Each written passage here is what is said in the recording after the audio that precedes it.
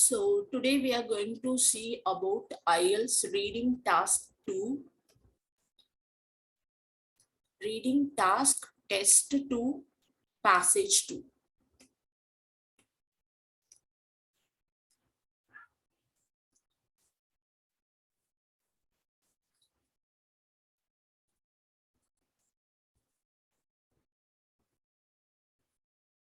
So the heading is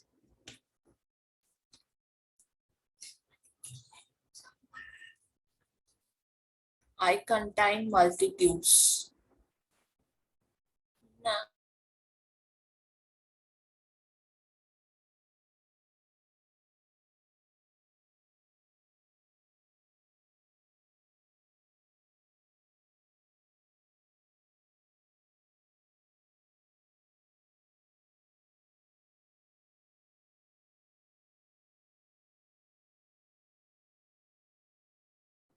காசுன்னு இல்ல இதுதான் இருக்கு பாரு என் பர்ஸ்ல இருக்கான்னு பாக்குறேன்.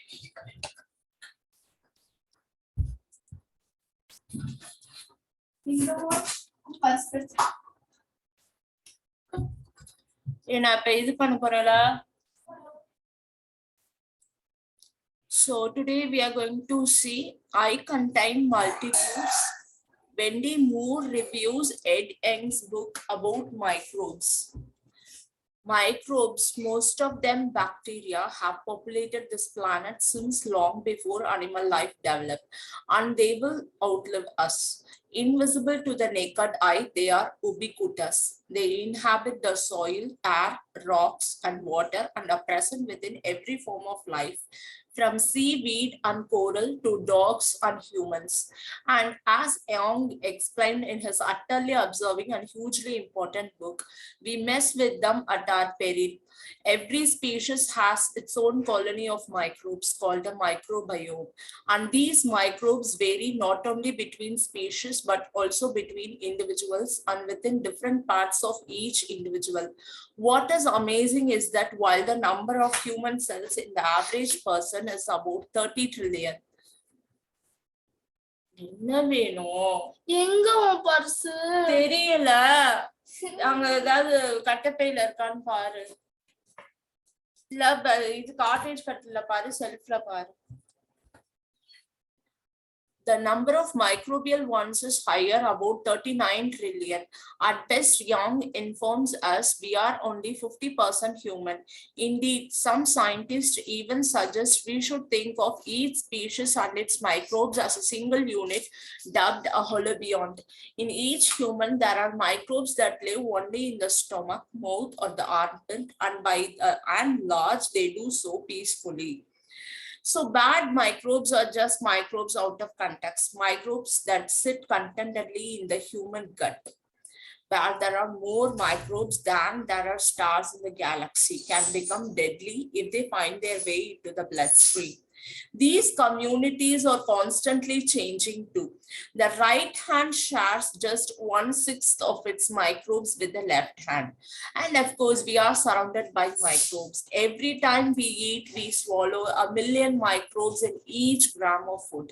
We are continually swapping microbes with other humans, pets, and world at large. It's a fascinating topic, and Young, a young British scientist, science journalist, is an extraordinarily adept guide. Adept is skillful guide. Writing this lightness and panache, he has a knack of explaining complex science in terms that are both easy to understand and totally enthralling. Young is on a mission. Leading us gently by the hand, he takes us into the world of microbes, a bizarre alien planet, in a bid to persuade us to love them as much as he does. By the end, we do. For most of human history, we had no idea that microbes existed. The first man to see this extraordinarily potent creatures was a Dutch lensmaker called Antony van Leeuwenhoek in the 1670s. Using microscopes of his own design that could magnify up to 270 times, he examined a drop of water from a nearby lake and found it teeming with tiny creatures he called animalcules. It wasn't until nearly 200 years later that the research of French biologist Louis Pasteur indicated that some microbes caused disease. It was Pasteur's germ theory that gave bacteria the poor image that endures today. Young's book is in many ways a plea for microbial tolerance, pointing out what while fewer than 100 species of bacteria bring disease, many thousands more play a vital role in maintaining our health.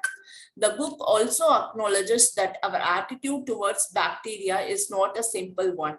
We tend to see the dangers posed by bacteria, yet at the same time, we are sold yogurts and drinks that are supposedly nurture friendly bacteria. In reality, says Young, bacteria should not be viewed as either friends or foes, villains or heroes. Instead, we should realize we have a symbiotic relationship that can be mutually beneficial or mutually destructive. What then do these millions of organisms do? The answer is pretty much everything. New research is now unraveling the ways in which bacteria aid digestion, regulate our immune system, eliminate toxins, produce vitamins, affect our behavior, and even combat obesity.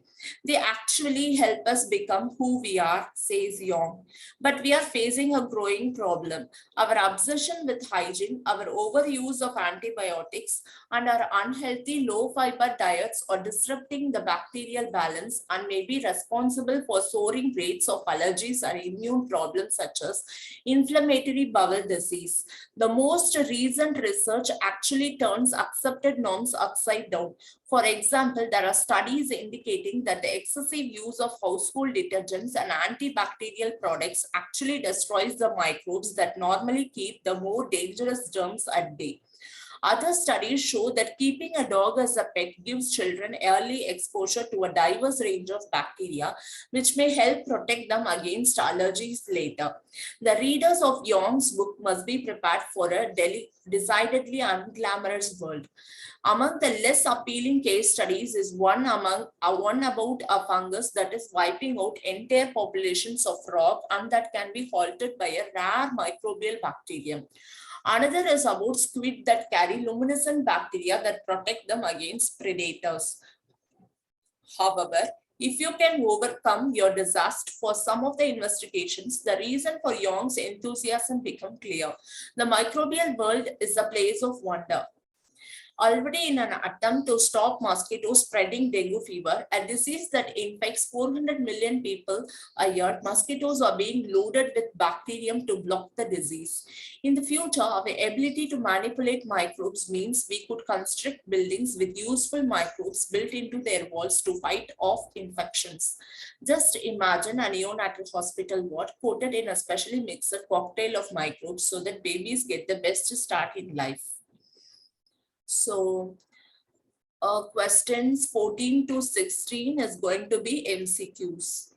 So 14th question, what point does the writer make about microbes in the first paragraph? So first paragraph, what is the writer makes a point? I go to the first paragraph. Microbes, most of the bacteria have populated this planet since long before animal life developed, and they will outlive us. Invisible to the naked eye, they are ubiquitous. So what is ubiquitous? Ubiquitous means found everywhere. Okay, it's an adjective actually. And for example, you could say local tea shops are ubiquitous all over the town. That means found everywhere. So here they say bacteria. They inhabit the soil, air, rocks, water, and these are present in every forms of life, and from dogs and corals to humans. So he says we mess with them at our peril. So let us go to the options available. So I go with the option D because they will continue to exist for longer than human race, because the first line indicates that they will outlive us, which means they will exist for longer than the human race. So I go with option D. In the second paragraph, writer is impressed by the fact. So what is the fact that the writer is impressed? So see the second paragraph. What is amazing is that the number of human cells in average person is 30 trillions, while the number of microbial ones is higher for about 39 trillion. So again, I go with the options. So the option will be C. The average of individual has more microbial cells than the human ones. What is the writer doing in the fifth paragraph? So again, I go to the fifth paragraph. 1, 2, 3, 4, and 5. For most of the human history, we had no idea that microbes existed. First man to see these extraordinary potent creatures was a Dutch lens maker called Antony van Leeuwenhoek in the 1670s. Using microscopes of his own design that could magnify up to 270 times, he examined a drop of water from a nearby lake and found it teeming with tiny creatures he called animalcules. It wasn't until nearly 200 years later that the research of French biologist Louis Pasteur indicated that some microbes caused a disease. It was Pasteur's germ theory that gave bacteria the poor image that endures today. So these all means that it means the discovery of the microbes. So what will be the correct option? Explaining how a discovery was made. I go with option A. So next is going to be summary completion. Complete the summary. So it's from 17 to 20. We have to complete the summary with the options available in the boxes. So I go with Young's book argues that we should be more tolerant of microbes. Many have a beneficial effect on only relatively a small lead to dash. So again, I go to the passage. So Young's book in many ways a plea for microbial tolerance, pointing out that while fewer than 100 species of bacteria bring disease, many thousand more play a vital role in maintaining a health. So fewer of them bring disease. So what is the other word for disease in this box? Yes, it's G, illness. And although it is misleading to think of microbes as friendly, we should also stop thinking of them as enemy. In fact, we should accept that our relationship with microbes is one based on dash. So again, I go to the passage. See this. So we tend to see the dangers posed by bacteria, yet at the same time we sold yogurts and drinks that supposedly nature-friendly bacteria. So it should be viewed either as friends or foes, villains or heroes. We realize that we have a symbiotic relationship that is mutually beneficial or mutually destructive. So what will be the apt word for this? I go to the box. So I go with B, partnership. It's a symbiotic relationship. Okay, new research shows microbes have numerous benefits for humans. Among other things, they aid digestion, remove poison, produce vitamins, and may even help reduce obesity. However, there is a growing problem. Our poor dash, our overuse of antibiotics, and our excessive focus on dash are upsetting the bacterial balance and may be contributing to the huge increase in allergies and immune system problems. So this I go with passage again. So see this, bacteria aid digestion, regulate immune system, eliminate toxins and other things. By facing a growing problem, our obsession with hygiene, overuse of antibiotics, unhealthy low fiber diets and disrupting the bacterial balance and may be responsible for soaring rates of allergies and immune problems such as inflammatory bowel diseases. So what does this mean? Our poor nutrition, our overuse of antibiotics, excessive focus on cleanliness or upsetting the bacterial balance, and this contribute to the huge increase in allergies and immune system problems. So next is going to be yes or no not given. If the statement agrees then is yes. Contradicts, no. Impossible to say that the writer think about it, not given.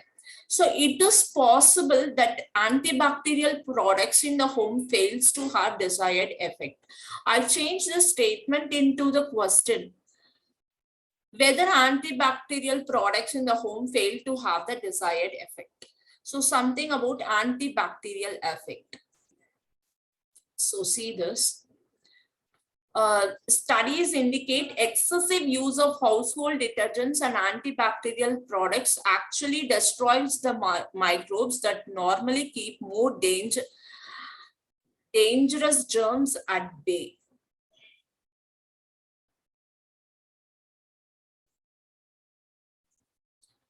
So it is possible that we use the antibacterial products in home fails to have the desired effect.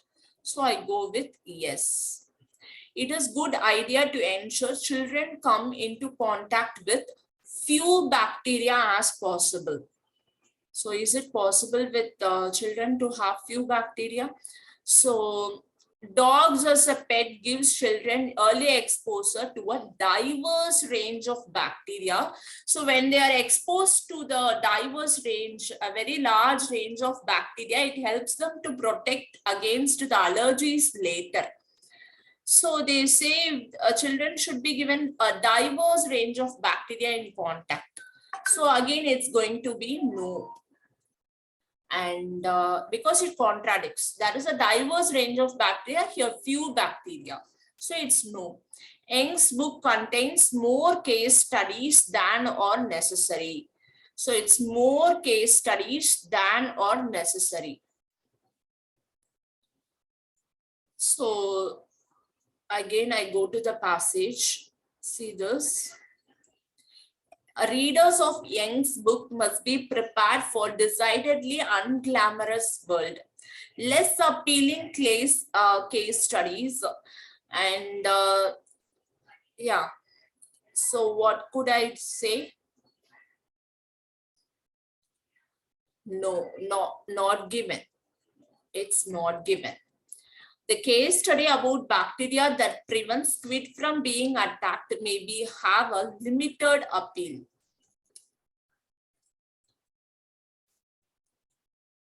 Squid that carry luminescent bacteria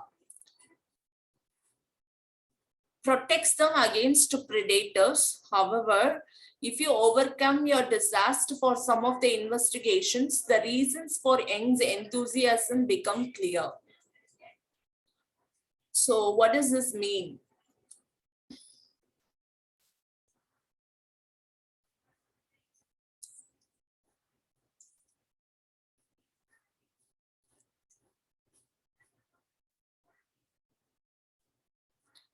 They have a limited appeal because however, it may, what do we understand from the passage?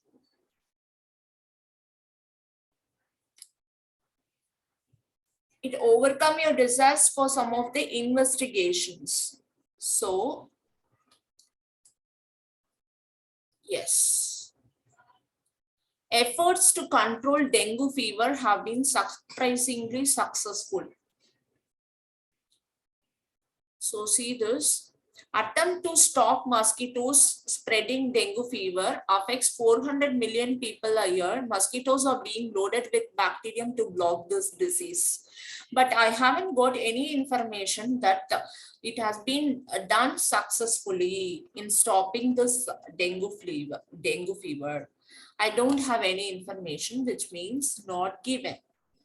Microbes that reduce the risk of infection have already been put inside the walls of some hospital wards. So again, I go to the passage. So see this. In the future, our ability to manipulate microbes means we could construct buildings with useful microbes built into the walls to fight off infections. So in future, like they make us imagine to a neonatal hospital that is coated with microbes. So they haven't constructed it. But what is that in the question? Already been put. So which means wrong. So it does contradict the information, which means no. I hope you people understand. Yes. So thank you so much for your patience. Bye.